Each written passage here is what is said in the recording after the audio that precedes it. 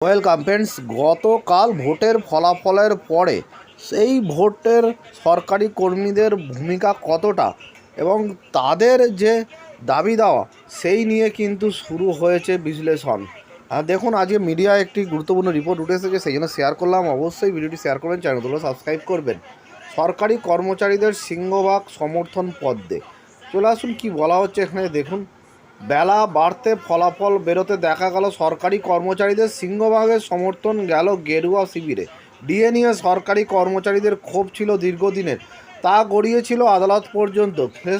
শেষ মুহূর্তে মমতা বন্দ্যোপাধ্যায় সরকার তার একটা অংশ দিলেও ততদিনে অনেক যে দেরি হয়ে গিয়েছে তা যেন এতদিনের ফলাফলে স্পষ্ট। সেই সঙ্গে প্রধানমন্ত্রী নরেন্দ্র মোদীর সপ্তম বেতন কমিশনের ঘোষণায় সরকারি কর্মচারীদের ভোটের বেশিরভাগটাই যে চলে গিয়েছে পদ্মে তা মানছেন কর্মচারীরাই। দীর্ঘদিন ধরে এই বকেয়া ডিএ নিয়ে আন্দোলন প্রতিষ্ঠান বিরোধিতা আরও বাড়িয়ে তুলেছে বলেই মত তাদের।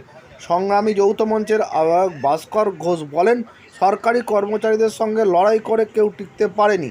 2023 সাল থেকে মানুষের জনমতকে গড়ে তোলার চেষ্টা করেছি।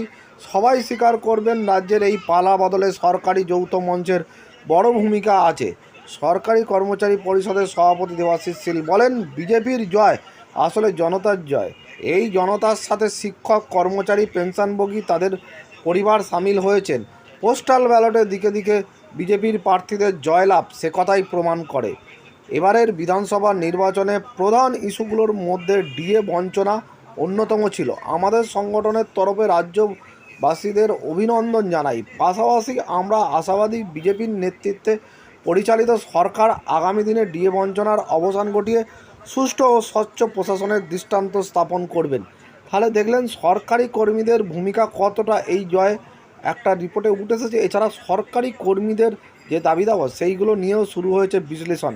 এবারে দেখা যাক যে কয়েকদিনের অপেক্ষা নতুন সরকার গঠন হওয়ার পরে কি ভূমিকা হয় এই সরকারি কর্মচারীদের প্রতি, তাদের যে দাবি দেওয়া বেতন কমিশন ডিএ সেইগুলো মেটে কিনা।